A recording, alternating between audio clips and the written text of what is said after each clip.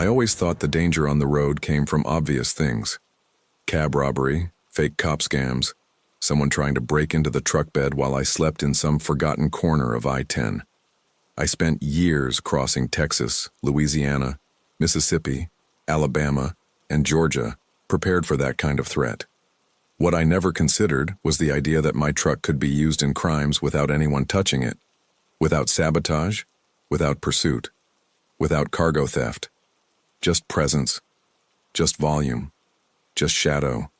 My setup was a simple horse attached to a white 48-foot box, tall enough to block a street camera, long enough to hide two small cars behind it, anonymous enough to blend in with dozens of others at any major parade in the southern United States.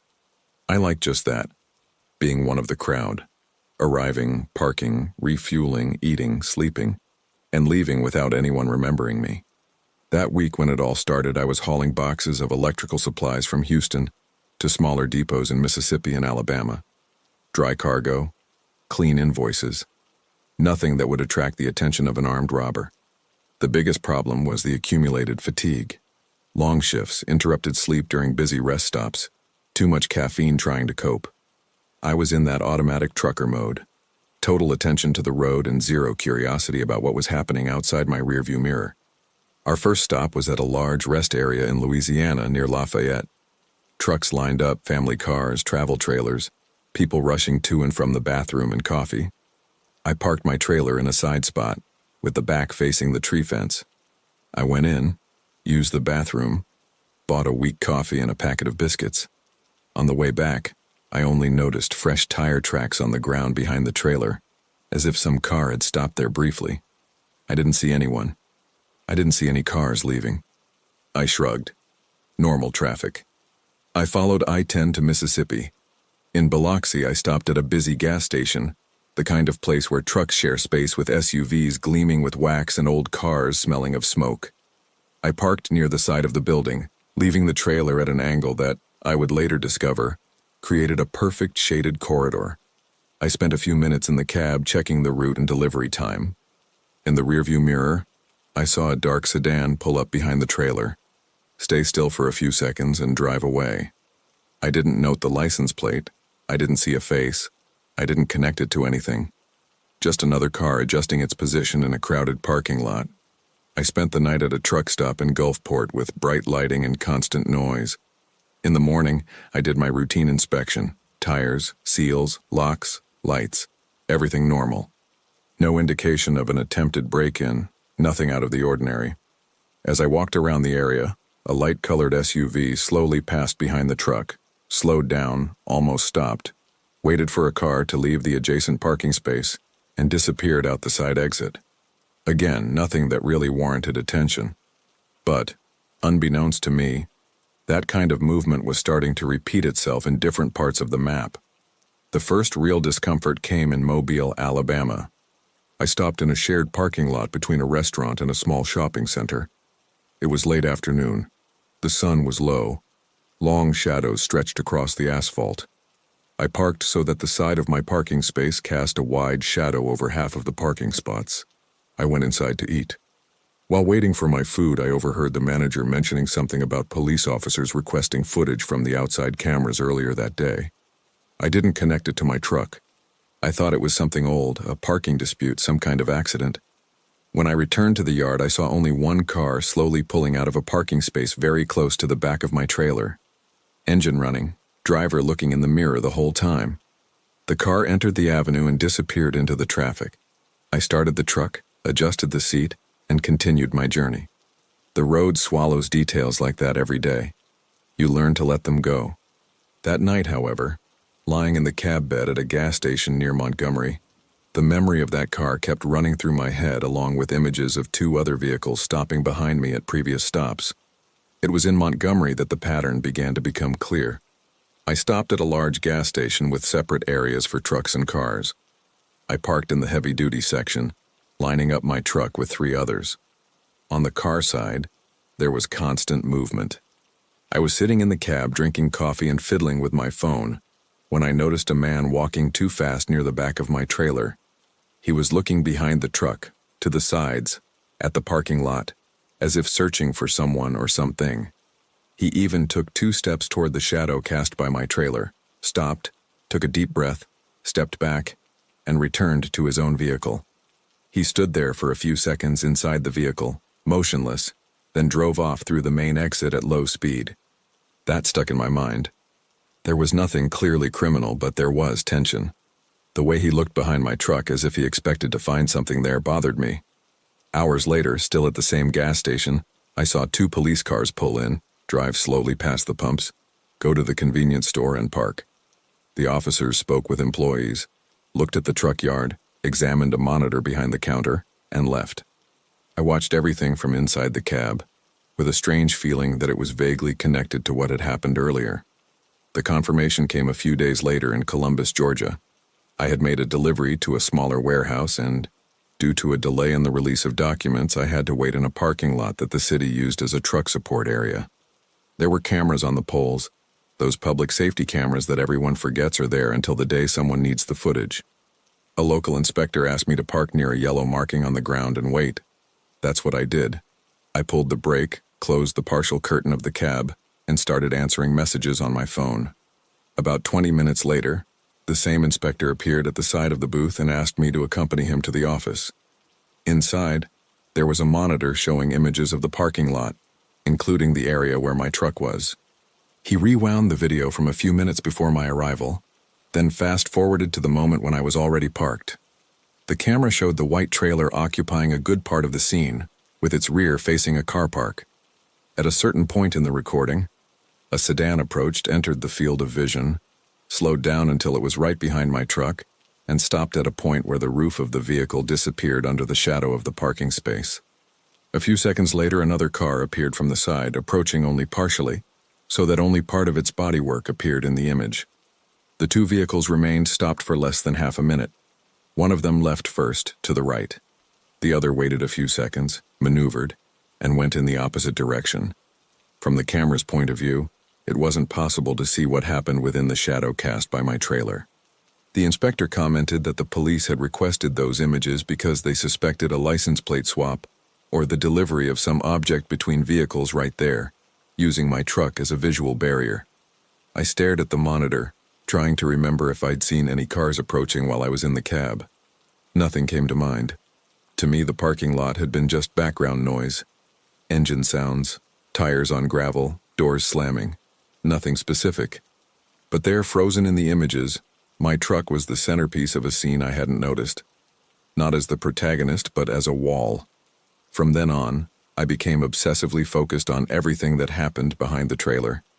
At a stop near Atlanta, I noticed a white sedan that entered the parking lot too quickly, braked when it saw me, corrected its direction, and positioned itself exactly behind the trailer, at a point where a light pole and a security camera were blocked by my structure. The car stayed there for less than 10 seconds. It then drove away slowly as if nothing had happened. In Macon, a dark SUV repeated a similar behavior, aligning its rear with the end of the parking space and taking advantage of the side shadow to stay out of the field of vision of those in the convenience store looking out the window. It could all still be a coincidence, I repeated to myself mentally. Full parking lots, distracted people, poorly executed maneuvers, indecisive drivers. But coincidences began to accumulate in an unsettling way. Different vehicles, different license plates, different times, in different cities, using the same type of approach, stopping for a few seconds behind my truck, staying within a blind spot for cameras and curious eyes, and leaving before anything could be registered as strange. The climax of this happened in Birmingham, Alabama. I arrived at a large truck stop in the early evening, already exhausted, wanting only to shower, eat something hot, and sleep. Right at the entrance, I saw police cars parked near the main building. It wasn't a traffic stop, it was something more concentrated. Employees seemed tense. There was an unusual movement of people looking at computer screens behind the counter. Even so, I parked where they instructed, aligned the vehicle in the marked spot, pulled the brake, and turned off the engine. I was organizing papers in the cab when 2 men identified themselves as investigators and asked me to accompany them. I was taken to a small room where several monitors displayed images from cameras in different locations, parking lots, rest areas, gas station yards. In at least 4 separate recordings, my truck appeared as a common element. In one photo, taken in Biloxi, my trailer formed a perfect barrier between the gas station and the avenue while 2 cars maneuvered behind me, invisible to the main flow of traffic. In another, in Columbus, the scene that the inspector had already shown me, with the 2 vehicles using my shadow as a curtain. In a third, recorded on a stretch of I-65, a car accelerated to align itself with the side of my box at the exact moment when another vehicle behind seemed to be trying to keep its distance. A few seconds of alignment, and then the car that was next to me abruptly changed lanes and exited onto the access ramp, leaving the other alone on the highway. Investigators explained that they had been monitoring a gang for months that used large trucks as mobile components in criminal operations. This involved swapping license plates, delivering drugs or money between vehicles, and preparing getaways in monitored areas. They didn't target a specific truck driver. I left that room liberated, but different. I continued driving the same highways with the same common cargo, only now knowing that at any stop, my truck could become a wall, a shadow, or a shield for people who don't even know my name. The crime was never against me. I was just the tool that didn't know it was being used. If you're enjoying these chilling stories, don't forget to like and subscribe to the channel. Turn on notifications so you don't miss any more terrifying tales to come. Now, get ready for another journey down dark and mysterious roads. I was driving along I-20 on a humid morning between Shreveport, Louisiana and Jackson, Mississippi, when I had the first clear feeling that something was wrong. Not with the truck, not with the engine, not with the road, with the people. More precisely, with what they seemed to know about me. For years, I've driven practically the same route. I leave Dallas, Texas, cross Louisiana, pass through Mississippi, sometimes go down to Alabama, and finish many loads near Atlanta, Georgia.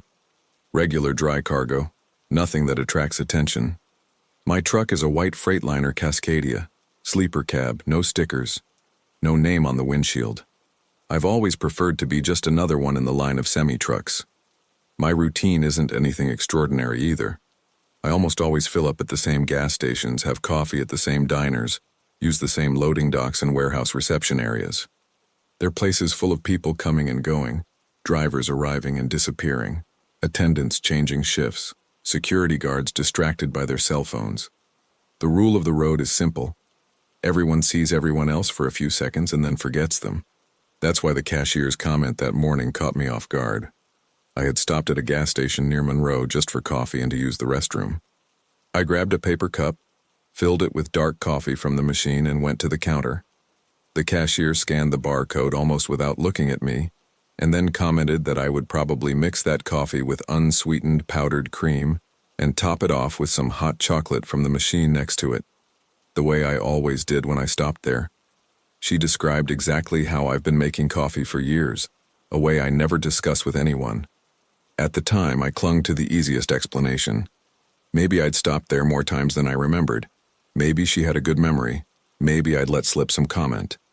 The word coincidence fit well enough for me to pay, go back to the truck, and let the discomfort dissolve along with the coffee. A few days later in Mississippi, the feeling returned with a different hue. I stopped at a market attached to a small gas station near the highway exit. It was night, a light rain, the parking lot almost empty. I grabbed some water and a package of dried meat. At the checkout, the clerk was a skinny boy who seemed more interested in his cell phone than in me. When he saw the truck key in my hand, he commented that the diesel consumption must have improved since I had changed the air filter, especially on the uphill stretches before Vicksburg. I had changed the filter myself, in Dallas, in a garage. I hadn't told anyone. Even so, that kid talked as if he'd been monitoring my maintenance. Again, I looked for an acceptable explanation. Maybe there was some kind of marker on the service slip. Maybe the loyalty programs recorded the maintenance. Maybe I'd complained about high fuel consumption at another service stop and the story had spread. I still wanted to believe that was it. In the following days, smaller comments began to surface. A dock worker in Alabama mentioned that I always preferred to park in the row closest to the fence, away from the pumps. At another gas station in Louisiana, a cashier commented that he almost never saw me using the showers during peak hours. Small, isolated observations, made by people I had never met, none of them alarming on its own. Together, they gave the impression that someone was piecing together a portrait of me from the edges. The point at which this stopped working came on a sweltering night near Augusta, Georgia. I had stopped at a large gas station complex, full of neon lights, a 24-hour restaurant, rows of trucks, and pay showers. I did my usual routine: bathroom, quick face wash, wrapped sandwich, and soda. In the checkout line, nobody seemed to be paying attention to anyone else. When it was my turn, the middle-aged cashier, her glasses slipping down her nose, scanned the barcode and told her the price. Then with complete nonchalance, she commented that I must be tired, because it was always on those particularly hectic nights that I would only eat half my sandwich, put the rest in the cabin's refrigerator, and sit on the bed for a few minutes staring at the wall with almost all the lights off before finally lying down. That broke through any defenses I still had. Every night after ending the day, locking the cab and checking the locks, I eat something quick, turn off almost all the interior lights, and sit for a few minutes staring at the side wall, listening to the muffled sound of the other trucks, waiting for my mind to slow down. Only then do I lie down. I've never talked about this. From the outside, if someone passed by, they would see at most a dark rectangle, some diffuse movement. Nothing that justified such a precise description. I returned to the truck with the sandwich cooling in my hand. I sat in the driver's seat, engine off, dashboard lights off, listening to compressors, motors, air brakes. For the first time, I couldn't fit it into the box of coincidences. It was too intimate, too specific, said by someone who had never seen me before. After that night, I stopped treating everything as an isolated detail. At subsequent stops, I slowed my pace, spending a few minutes observing the counter before going in. I saw attendants commenting on frequent drivers, laughing at quirks, showing pictures of trucks on their cell phones. There was nothing explicitly threatening about it. It was just people killing time on the night shift, but now I knew that, on some level, I was part of the repertoire. Still, I insisted on believing I was exaggerating until the day of the notebook.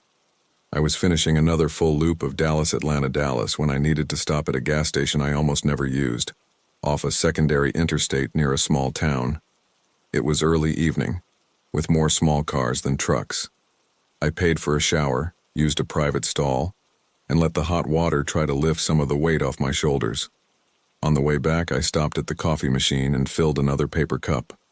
An employee restocking the snacks on the shelves glanced quickly at the truck key in my hand and commented, as if thinking aloud, that he found it curious that there were still drivers who wrote down, in a little black notebook, the exact number of miles driven every night before going to bed.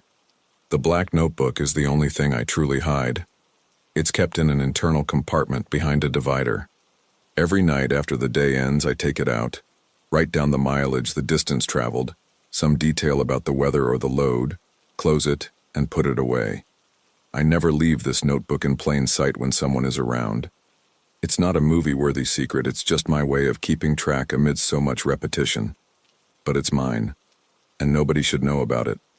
At that moment, there was no more room for systems, service notes, or perfectly angled cameras. The comment was too direct, too much like the last thing I considered private inside the truck. I didn't respond. I grabbed my coffee, sat at a corner table, and watched. The employee continued working, chatting with a colleague, fiddling with his cell phone. Nothing about him seemed aggressive. Nothing suggested an intention to scare me. For him, it was just another curious detail about a truck driver with a notebook. A few days later, near the end of my route, I stopped at one of my oldest gas stations in the Dallas area. It was a place I'd known since the beginning of my career, although the faces behind the counter had changed several times. I went in to pay for fuel and grab a coffee. The cashier was new, full of energy for the time of day. He struck up a conversation about traffic on I-20, mentioned that Mississippi had been experiencing heavy rain that week, and said, smiling, that the guys at the chain were always swapping notes about the quirks of truckers on fixed routes. He mentioned a group chat where short stories, photos of trucks, and comments circulated about who always ordered the same thing, who always parked the same way, and who still wrote everything down by hand in a notebook. He said this laughing, as if he were talking about something harmless. Then he mentioned that I was easy to identify because I repeated the same mannerisms in different states. There was no dramatic revelation. It was just a comment thrown into the middle of a conversation, as if he were describing some game. But for me, that closed the loop. Suddenly, everything that had been happening made sense in an uncomfortably logical way. There was no stalker. There wasn't someone following me for thousands of miles. There wasn't a single mind piecing together the puzzle. There were dozens of people in gas stations, markets, docks, and reception areas, in different states, picking up small fragments of me and passing them on. A clerk in Louisiana talks about the coffee blend. A boy in Mississippi comments on the air filter. A cashier in Georgia describes my bedtime ritual. An employee somewhere in Texas comments on the black notebook. This information travels in loose conversations, shift audios, photos of trucks in closed groups. When it comes back to me, it seems like proof that someone is watching me. In practice, it's the result of too many people observing from afar for too many seconds. I returned to the truck, feeling the smaller cabin. Now, I saw the road as a series of small stages where pieces of myself had been seen, commented on, and reused to fill the void of long shifts. I parked a little further away, as I always do. I closed the curtains, adjusted the temperature, let the engine cool down. I sat on the cab bed and tried to repeat my ritual of staring at the wall until my mind went blank. But this time, the wall seemed to stare back. I thought about the eyes that had already passed over me between Texas, Louisiana, Mississippi, Alabama, and Georgia, about the number of phrases about me that must be circulating in employee groups, mixed with inside jokes and inventory complaints. I grabbed my black notebook, jotted down the day's miles, the distance traveled, the fact that I'd refueled at the old gas station. Before putting it away, I added a line that had nothing to do with fuel consumption, weather, or schedule. I wrote that I wasn't being chased by anyone, but that the road wasn't exactly an empty place anymore. It was a corridor of fragmented attention, where fleeting glances, added together, managed to mimic the feeling of being truly pursued. I closed the notebook, put it in the compartment, turned off the lights, and lay down. I knew that somewhere between Texas and Georgia, someone would still comment on some quirk of mine, as if they'd known me for years.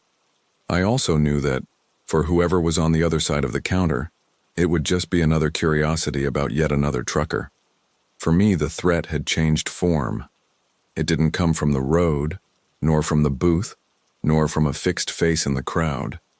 It came from the excess of human attention, accidental and real, scattered in pieces so small that no one felt responsible for anything. But, added together, these pieces were large enough to transform a man who only wanted to remain anonymous into a character in a silent current that crosses states without ever needing to leave his seat behind the counter. I never worried about what happened under my truck. I always thought the danger came from ahead, from a poorly calculated turn, a small car weaving too much, an old truck with no brakes going downhill. The rest, especially the space between the chassis and the asphalt, was just a void that I avoided scraping on speed bumps. My name is Mark Collins, long-haul truck driver. I haul dry cargo between Texas, New Mexico, and Arizona, sometimes even as far as Florida when the freight pays well. Boxes, pallets, merchandise that nobody notices. I deliver to logistics warehouses, supermarket loading docks, hidden storage facilities at the end of industrial streets. My routine has always been simple. Drive, refuel, eat whatever, find a parking spot, sleep poorly, and repeat the next day. The first crack in this normalcy appeared in Tallahassee, Florida. I had unloaded at a small warehouse, and the next load wasn't until the following day. I stopped at a large truck stop, one of those chain ones with a convenience store packed with ultra-processed food and cheap souvenirs. I parked at the back of the lot, turned off the engine, and passed out in the cab as soon as I rested my head on the floor. In the morning, I did what I always do. I got out on the passenger side and started the inspection. Tire, rim, airline, tank. When I got close to the rear wheel, I noticed a pile of trash leaning against the chassis. Crushed snack wrappers, candy wrappers, some cigarette butts, and a plastic bottle cut in half. I didn't remember any of that from the night before. I mentally classified it as trash from an employee or another truck driver, and threw it all in the nearest trash can. A few days later, while driving through Alabama, I stopped to sleep behind a roadside restaurant that accepted trucks in its yard. I ate a tasteless hamburger, drank a lukewarm soda, and went to the cab. I woke up as dawn was breaking, got out, and went to check the truck. Near the same wheel on the same side, there was fresh trash, a torn chocolate wrapper, 2 extinguished cigarette butts with the same kind of dent at the end, and this time a handprint on the floor, right where nobody puts their hand unless they're leaning on something to get up. It wasn't an old brand. The dust was still displaced. The outlines of my fingers were visible. I stood there for a few seconds looking at it, trying to categorize it as normal. I thought it might be a mechanic who had worked on it in the middle of the night, or a curious employee, but I hadn't seen anyone nearby. I cleaned it up, threw the trash away, and continued on as if nothing had happened. I would have forgotten those episodes if the signs hadn't started following me to different states. At a rest stop in Georgia, I parked between 2 trucks near the line of trees that surrounded the yard. There was the constant sound of the interstate in the background and a few crickets trying to compete. I slept poorly, as almost always. When I got out in the morning, I went straight to the spot that had already become bothersome. Underneath the tank, there was a cut bottle, food scraps, cigarette butts identical to those I had already seen, and a piece of cardboard spread out like an improvised rug. Shoe prints were concentrated there, in an area where no one can easily walk upright. I bent down further, observing the sole. It was very similar to the one I had seen in Alabama. Simple design, more wear on the outer part of the heel. By itself, this coincidence wouldn't mean much. Added to the repetition of trash, position, and type of cigarette, it formed something I could no longer ignore. Still, a stubborn part of my head insisted on explaining everything as bad luck and careless people always throwing trash in the same place. At a truck stop in Mississippi, I decided to test reality. I arrived with the last vestiges of light in the sky, and before going upstairs to sleep, I took a complete walk around the truck, paying particular attention to under the chassis. There was only general yard grime, old oil stains, a disposable cup far from the wheel, nothing concentrated on the spot that haunted me. I etched that image into my memory. I went upstairs, locked the door, pulled the curtain, and lay down. I woke up a few times to the usual noises. The engine starting, the truck maneuvering, someone laughing too loudly for the time of day. On one of those occasions, I felt a slight rocking motion, different from the movement caused by the crosswind. It felt like an internal contained displacement, like the weight of someone adjusting themselves right beneath me. When the light began to filter through the gap in the curtain, I got out. I went straight to the passenger side, bent down, and looked. The spot I had seen clean the night before now displayed a familiar scene. Cigarette butts from the same cigarette, a crumpled wrapper, a hastily folded, grimy piece of cloth, and a smudged but clearly recent handprint. The trail was there. I had just taken too long to follow it. At that moment, the idea of coincidence died. Someone was taking advantage of my long stops to use the space under my truck as shelter. They would arrive after I lay down, settle in, leave the same tracks, and disappear before I woke up. They hadn't opened the cab door, hadn't touched the cargo, hadn't moved anything that was mine. They were only using the space, the silence, and my inattention. Instead of running to the gas station manager, I did what drivers used to solving things on their own do. I created my own test. At a gas station near Abilene, Texas, I parked on the side of the road where the lighting was dimmer and there was less traffic. Before getting in, I grabbed a random piece of paper, folded it in 4, and placed it under the passenger doorstep in a spot only someone crawling would see it. I took a picture with my phone showing the paper and part of the chassis, and then I got in. The next morning I got out almost without looking around. I bent down in the same spot. The paper wasn't where I'd left it. It was a few centimeters further in, crumpled, pressed into the mud under the clear mark of a sneaker sole. Next to it, a new crumpled package, a cigarette butt, and a recent scratch of dirt on the metal. The hypothesis became fact. Someone had been living for hours under my truck. Even so, I still hadn't seen his face. That only happened on a nearly deserted night in New Mexico.